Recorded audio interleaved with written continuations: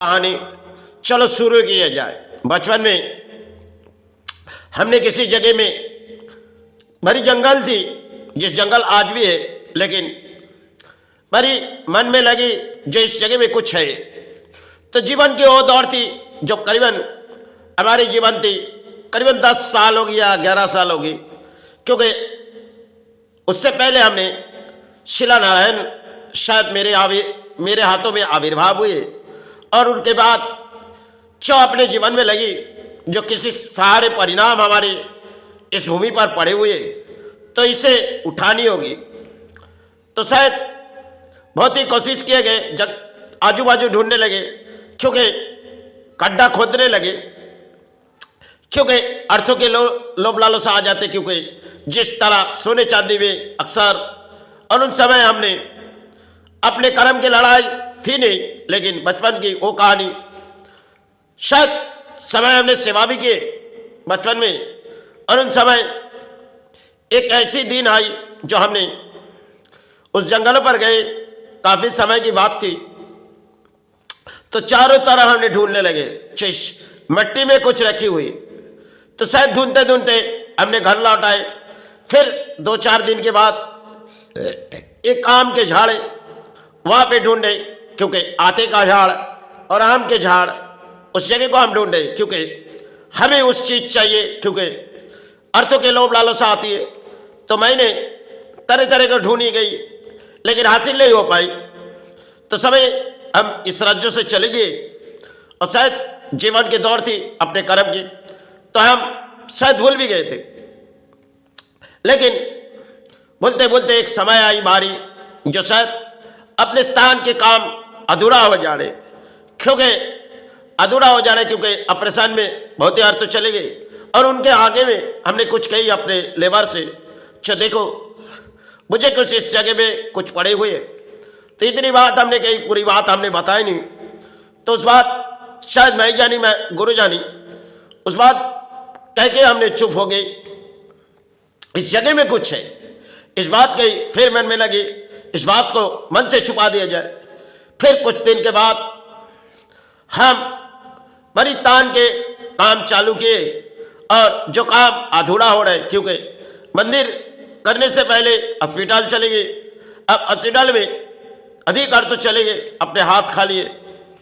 तो मेरे गुरु आज स्वर्गलाभ हुए, बहुत से समय हुए। तो मैंने गुरु के पास गई, थोड़ी उस जमीन से मिट्टी ली, मेरे मन में लगी इस मिट्टी में कुछ पड़ी हुई है। तो मैंने उस मिट्टी को लिए, और मिट्टी को लेके सुबह गुरु के पास पहुंची। तो गुरु ने पूरी मिट्टी को देखने लगी, बोली देखो यहाँ पे कोई धन पड़ी हुई है। मैंने कहने लगी गुरु इस बात तो मुझे भी लग रही। गुरु ने कहने लगे जो तुमने सोच रही, इस जगह में जरूर है, एक बेल के झाड़ है, तो उस जगह में जरूर है। गुरु ने बोली देखो वहां पे नागिन मर चुकी, लेकिन नाग आज भी है, तो शायद नाग है, तो मुझसे उठाने में शायद कामयाब हो जाओगे, लेकिन अगर माई तुम्हें देगी तो सारे माई की चीज तुम्हारे हाथों में आएगी। तो मेरे मन में लालच पैदाइश हुई। मैंने गुरु को उस जगह ले गए। गुरु को जब ले गए, गुरु के चारों तरफ से जैसे कोई नाग सहारे दिखा रहे, मुझे पता नहीं है। गुरु ने शाम हुई, अपने साथ गई, और फिर गुरु आगे जा रही, मैं पीछे जा रही, क्योंकि मैं आगे जा रही थी। गुरु ने हमें रोक दिए, क्योंकि हम आगे चलेंगे। तो शायद नाग ने गुरु को डसी। गुरु ने रात आए अपने घर में, क्योंकि मैं अपने घर में चले आए और गुरु अपने घर में गए। तो रात गुरु के जीवन में कुछ और सहारे आए, क्योंकि गुरु को तकलीफ हो रही। गुरु ने हाथ से कहने लगी देखो कल जो हम उस जमीन पर गए थे, वहाँ मुझे तुम्हें पता नहीं है मैंने क्या। बोली देखो तुम्हें कुछ, वहाँ जाके गुरु ने हमने कहने लगी देखो तुम्हें कुछ घुंघरू की आवाज आ रही। मैंने कही नहीं, मुझे तो कोई आवाज नहीं आ रही। गुरु बोली देखो ध्यान से सुनो, इसमें कोई आवाज आ रही। मैंने कही नहीं, मुझे तो पता नहीं। तो गुरु इस बात कह के उस जगह से आहिस्ता आहिस्ता लौट आ रहे। लेकिन थोड़ी सी गुरु को चोट आई थी, नाग ने उसे चोट की। तो गुरु ने घर आए, क्योंकि उनके घर चले गए। गुरु ने सुबह होते ही हमें कुछ तरह की कहानी बताई गई। देखो कल रात हमने सोए नहीं। मैंने बोली क्यों? बोली देखो उस जगह में बहुत सी कुछ पड़े हुए जो तुमने उठाना चाह रहे, इसके निशान है ये, जब तुमने हमें दिखाए वो उंगली से वही जगह नीचे ऊपर ऊपर मट्टी है, नीचे उसके बंधे हुए एक वेदी है, उनमें धन पड़े हुए तुमने जो निशान दिखाए। चलो तुमने जो दिखाए हमने रात देखी, लेकिन मेरे मन में एक ख्याल आई, शायद इसे जो तुम सारे उठाना चाह रहे हो, लेकिन नाक तुम्हारे परिणाम शायद कुछ और होगी। तो चलो तुम्हारे सहारे माइए, तुम चाहे उठा सकते हो। इस बात गुरु ने कही। फिर गुरु ने रात जब बीते गए, गुरु ने सुबह हमें कहने लगी, बोली देखो पूरी रात हमने सोई नहीं, कुछ ऐसी देखी जो शायद उस झाड़ में से बहुत सी कुछ दिखे जा रही, और वो शायद वो जो है आज के मात्रा में जिन वगैरह ये सब होती है, जो प्रेत आत्मा। तो गुरु ने कहने लगी देखो वहाँ बहुत आत्मा पड़ी हुई है, और जहाँ पे तुम माई के धन रखे हुए है, वो शायद माई अगर चाहेगी तो तुम्हें दे देगी, लेकिन उसे तुम उठाना चाहोगे तो कर सकते हो, चलो कोशिश करो। मैंने कही मेरे मन में लालच आई, तो मैंने गुरु से कही गुरु हमें उस चीज उठानी है, क्योंकि स्थान के काम अधूरा हो रहे। तो गुरु ने कहने लगी देखो इसे तुम्हारे सिवा किसी को है ही नहीं, ये अगर इस भूमि से उठाना है तो तुम ही उठा सकते हो। मेरे मन में और विचार आई जो मेरे ने गुरु ने मुझे आगे बढ़ा रहे। तो मैंने फिर कालीघाट तान गुरु के साथ गई, और गुरु ने माई से कुछ आशीर्वाद मांग के दिए। फिर 2-1 दिन के बाद गुरु तारापीठ गए। तो हमने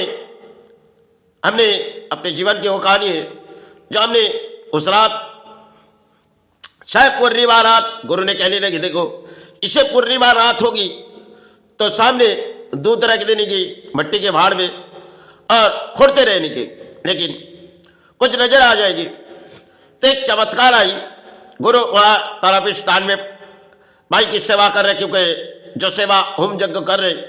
तो गुरु ने हमें कहने लगी देखो तुम जिस जगह में अपने चोट लगा रहे हो वहाँ पे दान पड़े हुए। मैंने कही देखो मुझे आवाज आ रही। बोली गुरु बोली देखो उस आवाज तो आ रही, लेकिन मुझे कुछ यहाँ से दिख रही। इस बात कह के गुरु ने फोन काट दिए।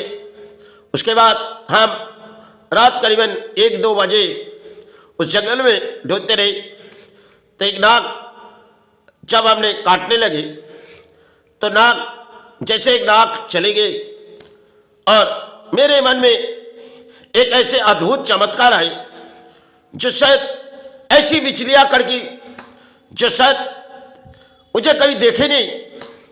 तो अचानक हमने उस सावल को हाथ में छोड़ दिए और जा रही एक नाग तो अपने बगल से जा रही। तो हमने चुपचाप देखते रहेगी, एक निशान आ रही बहुत सी लंबी।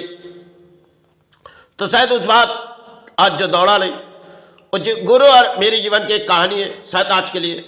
तो गुरु ने बोली देखो सुबह गुरु लौट आई तारापीठ स्थान से, और हमने शायद उसे उठाने में कामयाब नहीं हो पाए। तो मैंने गुरु के पास गई, जो देखो कल जो हमें देखी। गुरु बोली देखो तुमने जो देखी नहीं, ऊपर से एक बिजलियाँ कड़ी। बोली हाँ। बोली देखो तुम्हारे सामने से कोई नाग गई। मैं बोली हाँ।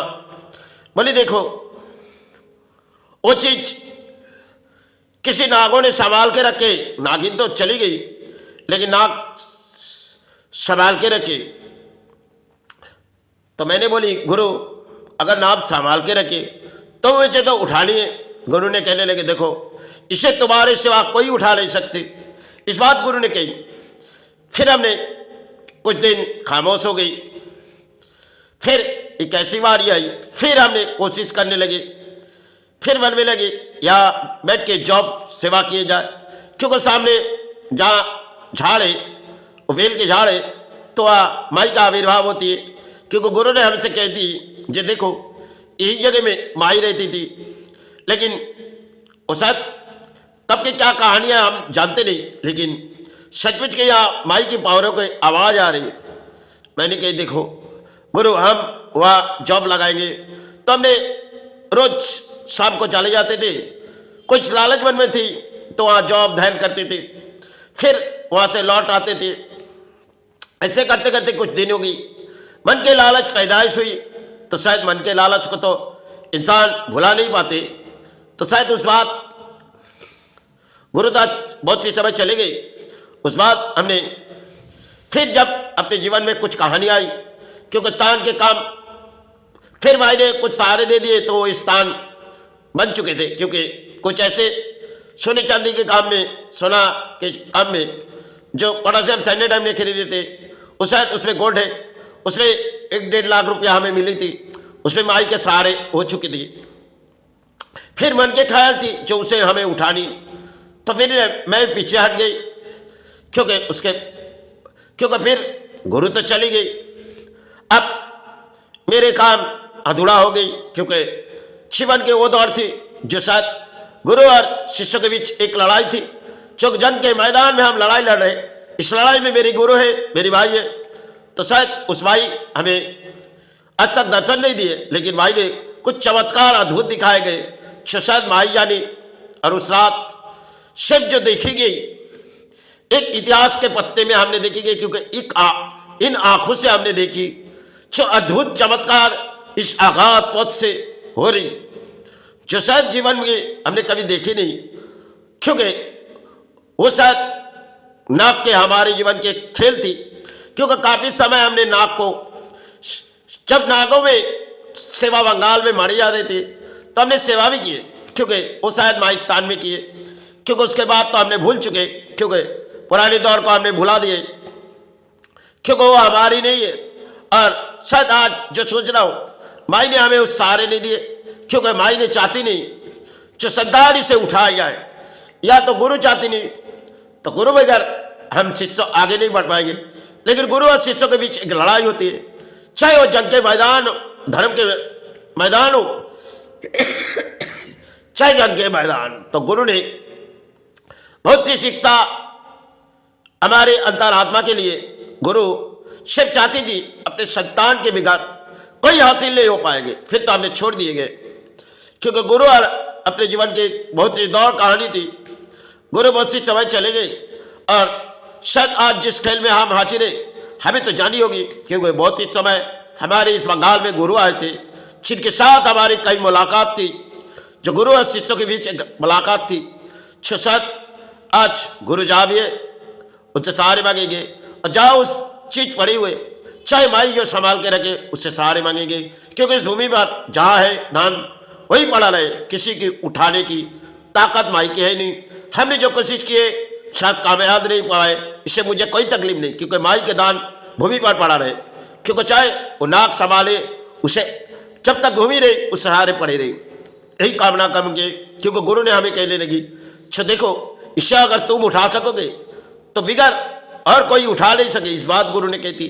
तो इस बात हमने लफ्जों कह रहा है, क्योंकि गुरु शायद 2011 या 11 में चले गए, उसके बाद हमारे स्थान कंप्लीट हुए।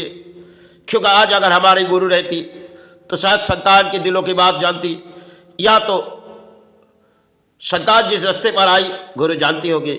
लेकिन एक जीवन के एक दौड़ थी गुरु और शिष्यों के बीच, इस लड़ाई तो शायद आज नहीं तो कल अंत होगी, लेकिन गुरु तो शायद चली गई इस धरती छोड़ के। क्योंकि गुरु से सहारे मांगेंगे, फिर गुरु अपने चरण में ले ले, माई चरण में ले ले, क्योंकि इस जीवन के दान यही पड़ा रहने दे। चलो जाए गुरु जाए माई, मुझसे कोई भी बोलेगी माई इस बात जो दौड़ाए, दौड़ाना नहीं चाहिए माई, जीवन की वो दौड़ थी, हमने इसे कहानी माना के दौड़ा लाए माई, ये तो मेरी सचमुच की जीवन की कहानी थी। अगर मुझसे कोई भी बोले बोले क्षमा करे माई, क्षमा करो गुरु, क्योंकि उस रात के बाद हमने भूल चुके।